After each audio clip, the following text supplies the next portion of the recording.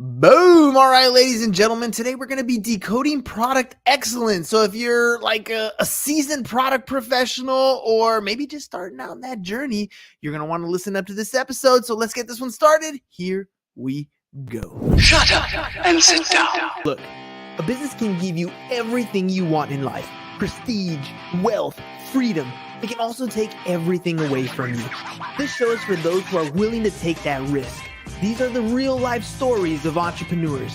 But before we start, I have one small favor to ask. Please leave a comment. It can be advice, critiques, tips, feedback, or share this with someone because your engagement is the most valuable and most powerful form of social currency.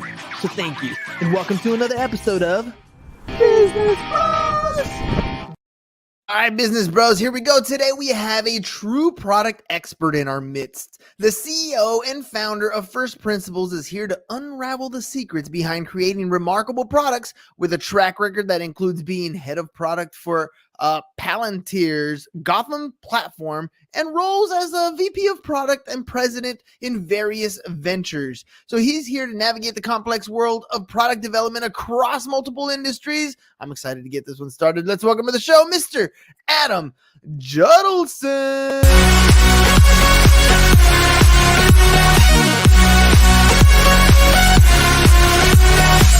All right, Adam, welcome to the program, man. Let's turn the fire off. There we go. Welcome to the show, dude. Glad to be here. Let's get this party started, dude. First question I always ask is, you're here for a reason. Everybody who comes on the show is here to promote a product or service, something that they want to get their message out to the public. So what is that for you?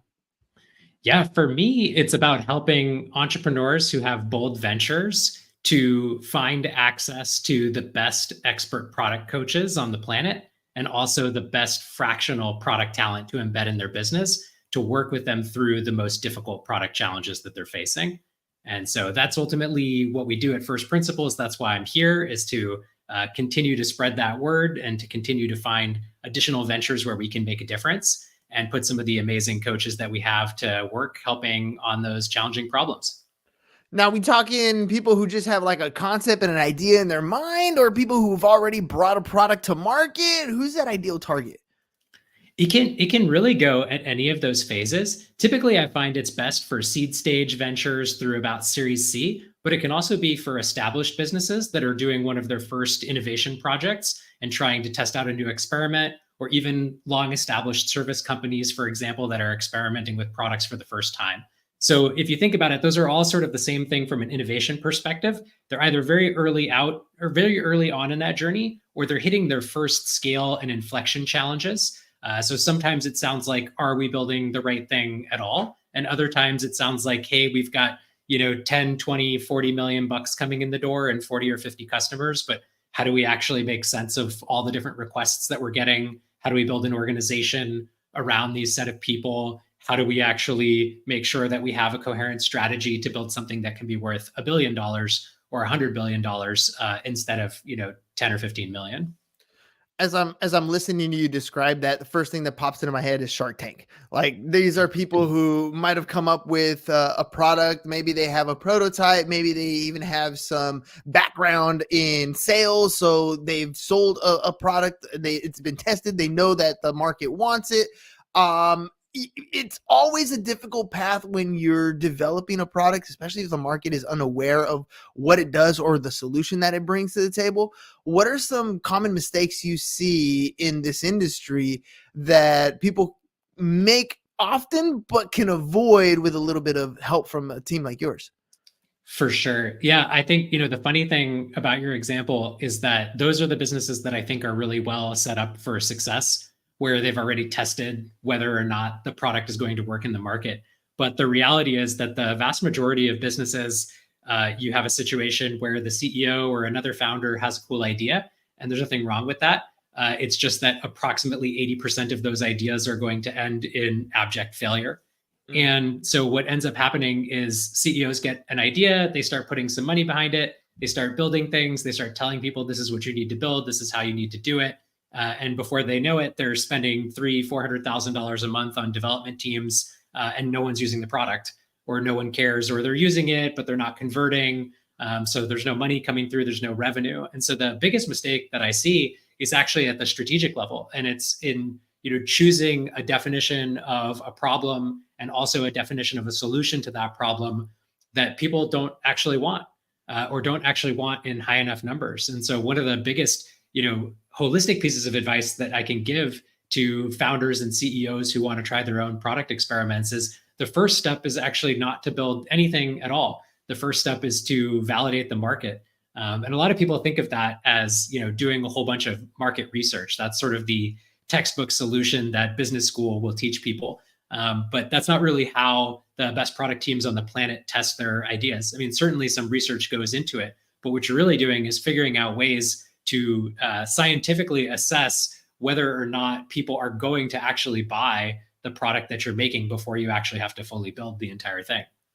I've always heard about stuff like that in different market research. And one of the best pieces of advice I've heard was when you're thinking about a product or service, you have an idea, you're asking your ideal customer if what you have is good. Hey, would you buy this? Would you do this? And usually what you're going to get is feedback. You're going to get somebody saying, oh, I would do that, but I don't like this, or no, I don't like this part. But as soon as you get the market saying, ooh, where can I get one of those? That's all of a sudden how you have this viable product or service that's going to work. And it's a little bit different feedback, but it comes after iterations of getting that feedback, making some changes, making some adjustments. When you talk about market research, it sounds a little bit different. Can you kind of elaborate on that? Yeah, I mean, what you described is definitely a piece of it. And just to address that point directly, yeah, this is a huge mistake. Is you go to your mom or your brother or your best friend and you're like, hey, do you like this thing? What do you think about it? And everybody wants to be encouraging. In fact, there's an entire book written on this and it's called The Mom Test. And the whole joke of the book is that you need to get that honest feedback, right? You need to get feedback that's real in the market. And, maybe it's only your mother that will actually tell you the truth. Or in some cases, some people interpret it the opposite way. It's like maybe your mother will never actually tell you the truth because she loves you so much. You can view it both ways. But the point is that you have to find people who are independent brokers of that information. And one of the only ways to really know is if they actually do buy the thing. One of the most harrowing experiences that you can possibly have as a founder is to build something and then show it to your 4 or 5 best friends and have them all encourage you and then ask them, do you want a unit of this? And no one buys it.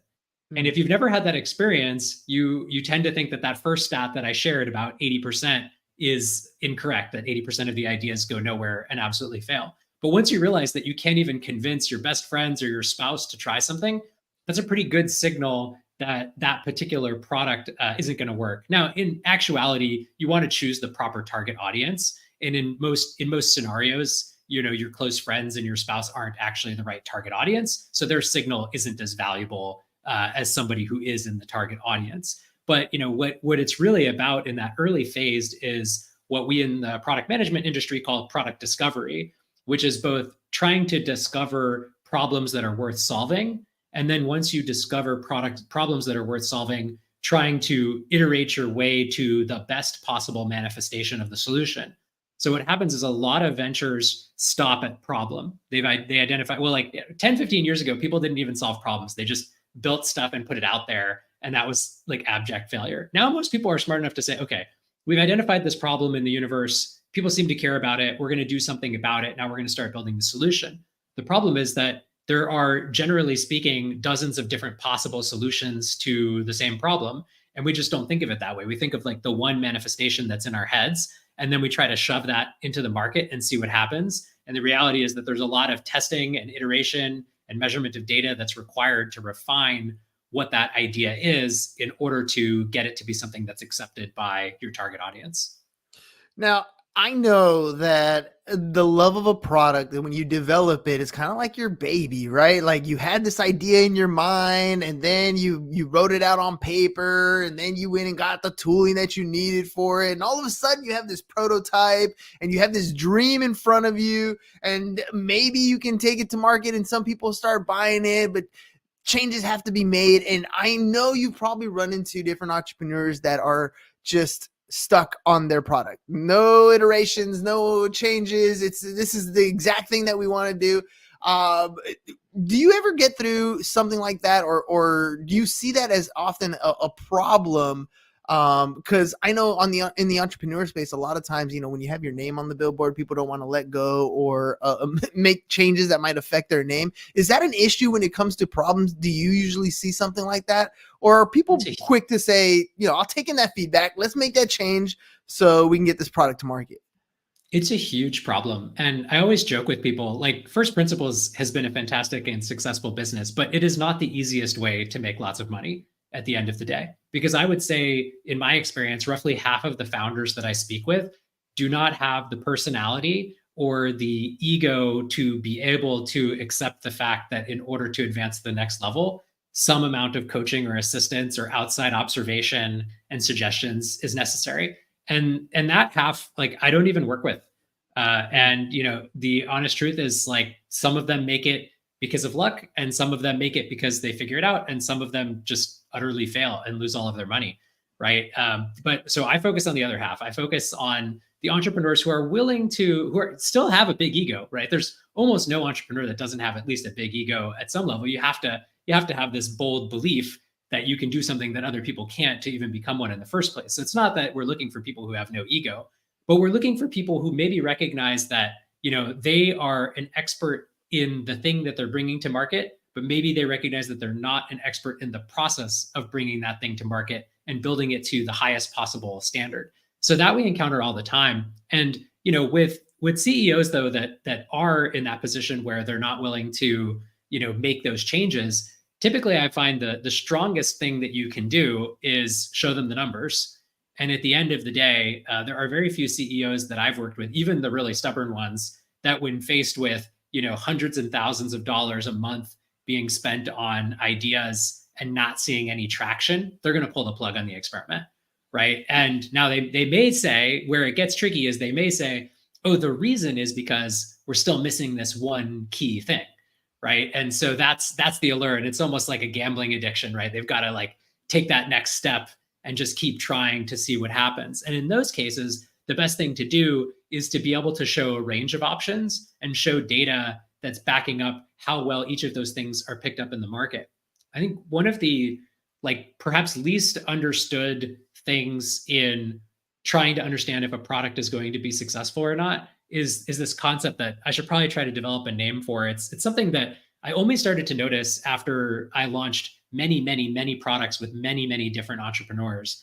And what that is, for any given idea, if you imagine a hypothetical 1,000 people that are in your target market that you could show the idea to, and let's say the communication was perfect, and you could say, you could explain everything the first time, you didn't have to get it across in quick messaging, and you sort of ask yourself, of 1,000 people that see this in my target market, how many of them are going to buy it, right off the bat? And the reality is, if you look at different products, that number varies dramatically. And for some products, that number is like 900 or 950. Think about ChatGPT, for example, or TikTok, right? You're like way at the top of that threshold. And then, almost every other product out there is like 5 or 10 out of 1,000, maybe 30 or 40 out of 1,000. And the reality is that, like, one way to convince the CEOs is to show them that number is going to be 5 or 10. And that another version of the idea, it could be 100 or 200 or even 500. And that can be that you can prove that experimentally with a variety of different research techniques. And so that's part of what product discovery is all about. You mentioned the name thing, trying to come up with a name. And I always find it funny where an entrepreneur comes up with a name that's related to their name or something like that. But oftentimes it's almost the most simple name that makes the most sense. I like if you got a clog in your drain, for example, there's like hair and clog drain cleaner. There's liquid plumber. There's Drain X, right? Like, they all tell you in the name exactly what they're doing. And yet, as an entrepreneur, sometimes when we're launching these products, we have to go with a name that you have to decipher what the name actually means to figure out what product actually does.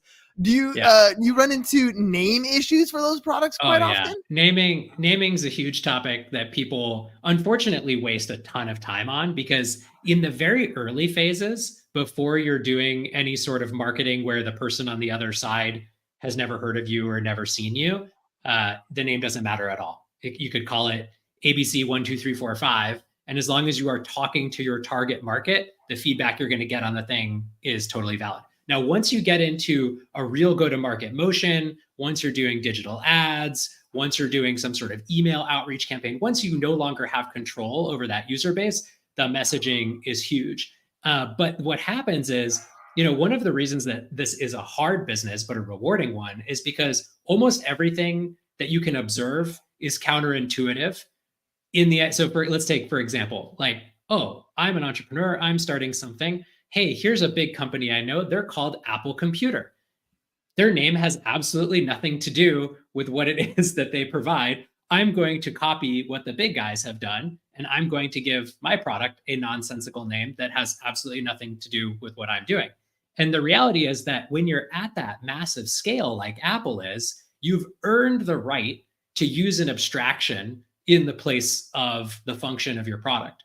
But when you're in the super duper early days, it is much more effective to have a product name that is going to help people understand what you do.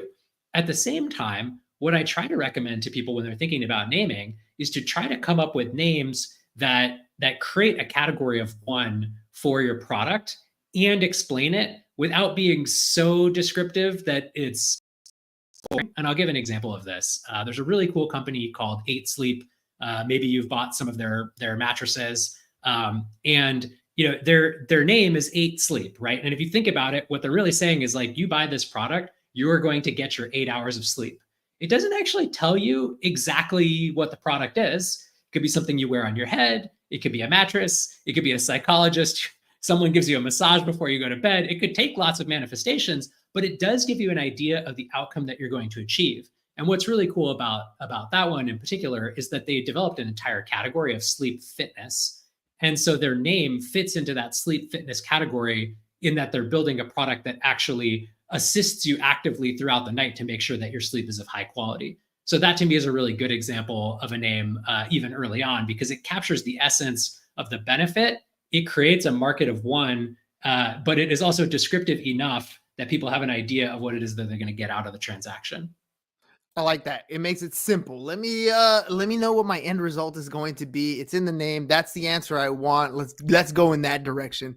Let me ask you about the variety that we have here. So there was a time, and this was pre-COVID, right, where you can have a little retail location, and business tended to do okay, even though you had competitions of online sales. Post-COVID, however, it's almost like if you're not ordering online, then I don't know what you're doing. It gets kind of difficult to compete on a retail level. However, now we got things like TikTok Shop. You got fulfillment by Amazon opportunities to have all these different products out there that you can sell, but you're also competing with so many different people. Is it better in your experience to find a product and a niche that is similar to what you want to develop, maybe make a little tweaks and then take advantage of the market that already exists, or try to develop something that's unique, like we kind of just discussed, and have to educate the public into what it is that you're offering?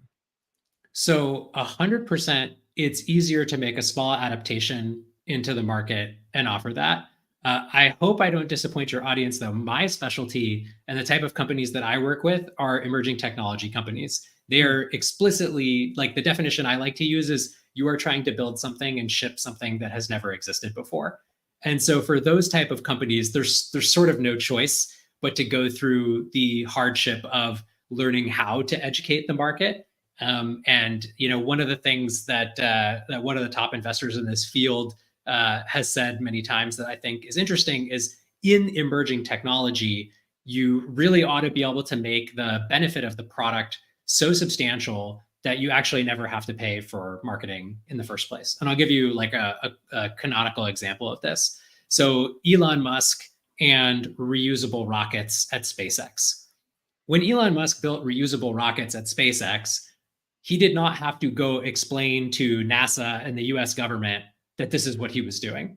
And he did not have to spend a bunch of money on TikTok ads in order to get the point across, because it was one of those needs that was understood that if someone could accomplish this, it would grow virally on its own. People who needed these things would tell others that they existed, right? And it sort of builds its own following. I have to admit, I'm a little bit less of an expert on the pure e-commerce side of things, where you have a brick and mortar store.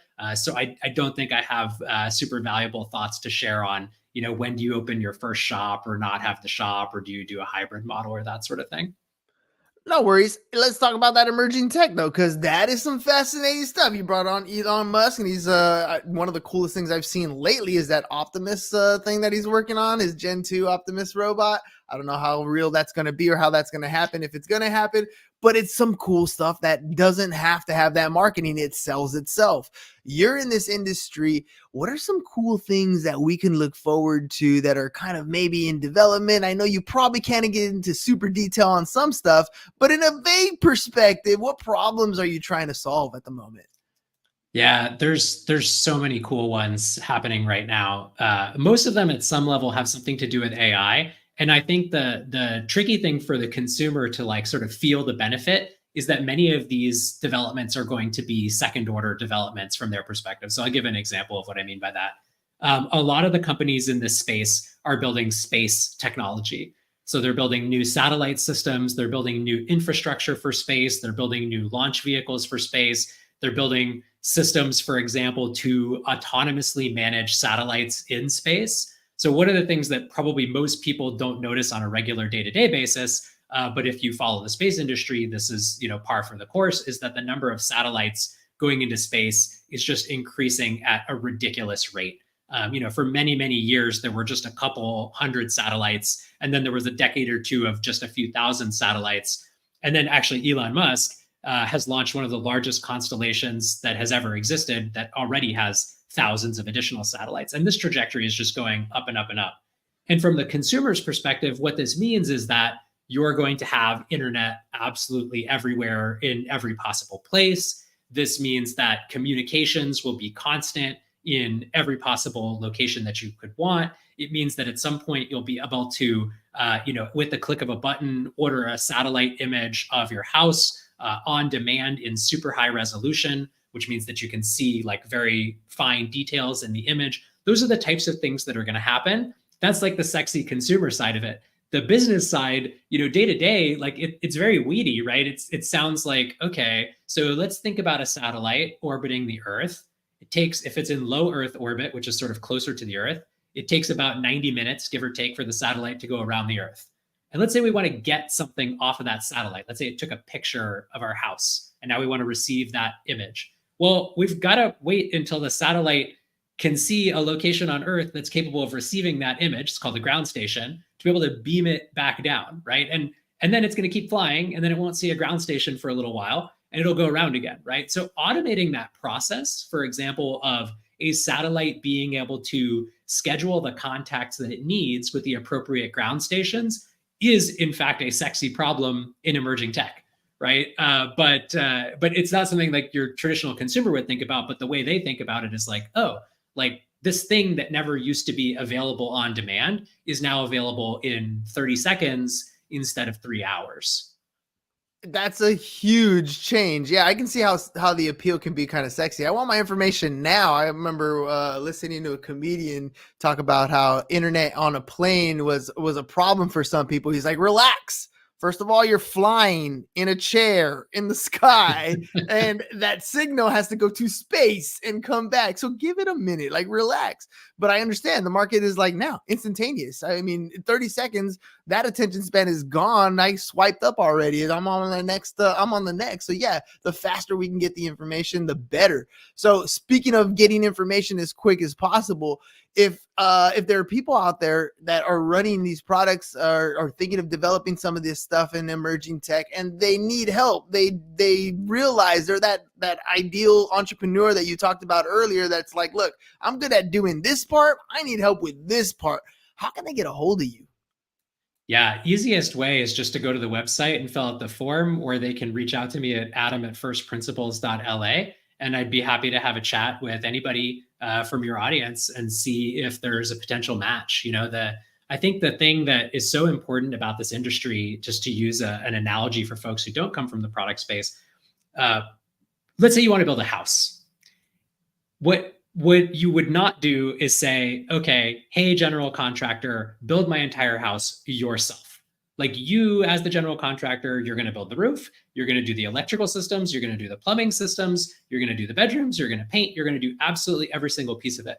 But what happens in product, because it's not quite as mature of a discipline in startups at this point, and it's becoming more mature, but it's not as mature, is that a startup will have one product person and they'll say, go solve all of the possible problems that are in product. And right now, you might have the equivalent of an electrical problem. For example, maybe it's a conversion optimization issue in your checkout flow.